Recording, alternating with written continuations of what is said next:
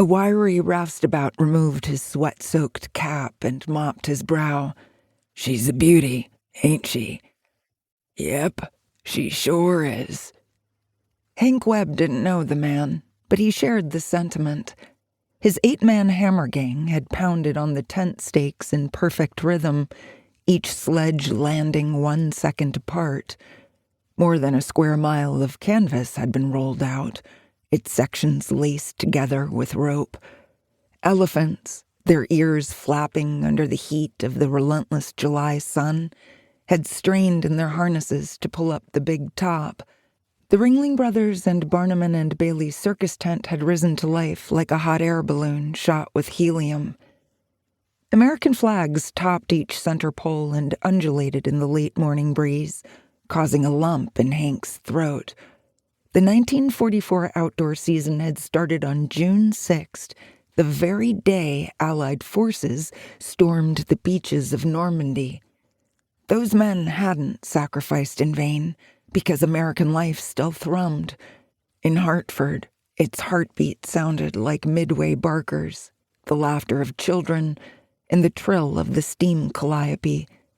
Hank ducked under the tent flap and inspected the aisle, normally used for patrons to enter and exit, where he and his propmen would deploy the animal chute for the evening show. If the lions escaped, people could die, and Hank didn't need any more of that kind of trouble. He entered Ring 3 and double-checked the fence that caged the big cats for Joe Walsh's act. A shout rang from above, "Look out!"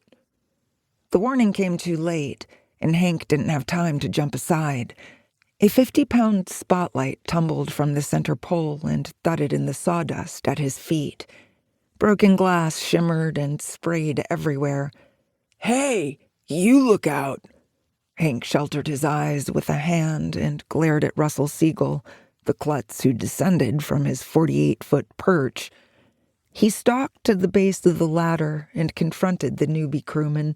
"You could have killed me."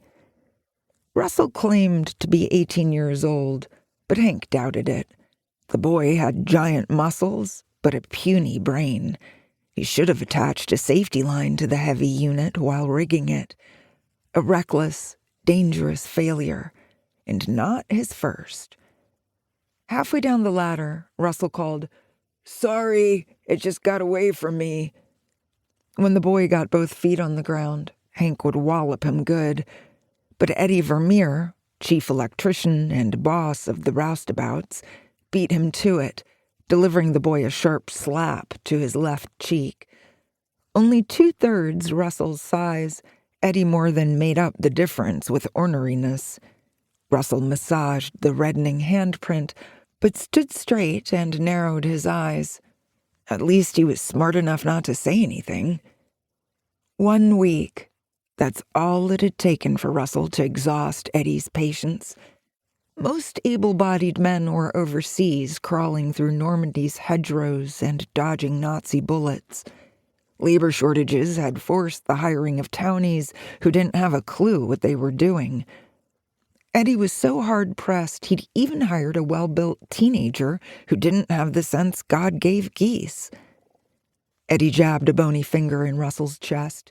"It don't matter how strong you are, boy. One more goof, and you're out. That light was expensive, and I'm deducting it from your pay."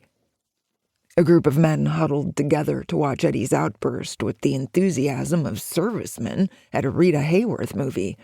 One carped, "It's the jinx, boss."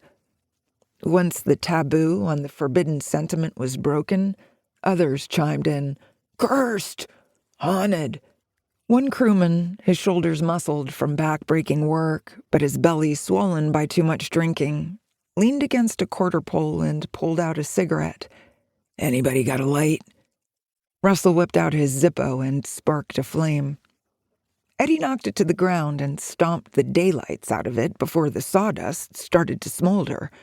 Gesturing to the group, he snarled, "All these accidents are caused by stupid people.